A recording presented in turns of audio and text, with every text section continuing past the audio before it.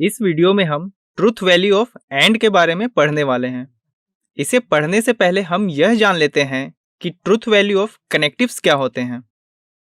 किसी भी compound statement की ट्रूथ वैल्यू का मतलब यह होता है कि वह स्टेटमेंट ट्रू है या फॉल्स है।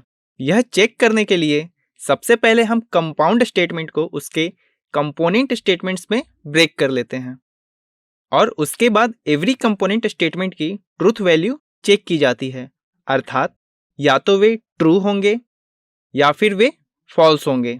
उसके बाद हम यह चेक करते हैं कि कंपाउंड स्टेटमेंट में कनेक्टिव्स कौन से यूज हुए हैं, या तो वह एंड होगा या फिर और होगा।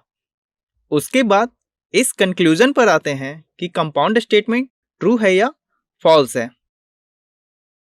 अब हम वैसे कंपाउंड स्टेटमेंट्स की ट्रूथ वैल्यू चेक करना सीखेंगे जिनमें कनेक्टिव एंड का यूज होता है। कनेक्टिव एंड का यूज करके बने कंपाउंड स्टेटमेंट्स ट्रू तभी होंगे जब इसके सारे कंपोनेंट स्टेटमेंट्स भी ट्रू हों। फॉर एग्जाम्पल, P कोई स्टेटमेंट है such that 2 is less than 4 and 4 is less than 6।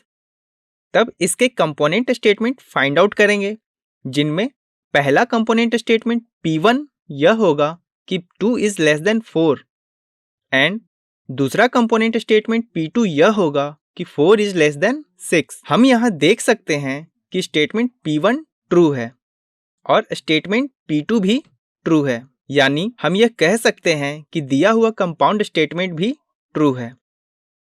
अब हम यह चेक करेंगे कि कनेक्टिव एंड से बने कंपाउंड स्टेटमेंट फॉल्स कब होंगे, यानी वे फॉल्स तभी होंगे जब कोई भी एक कंपोनेंट स्टेटमेंट फॉल्स हो जाए। यहाँ एनी का मतलब यह है कि या तो कुछ कंपोनेंट स्टेटमेंट फॉल्स हों या फिर सारे कंपोनेंट स्टेटमेंट्स फॉल्स हों।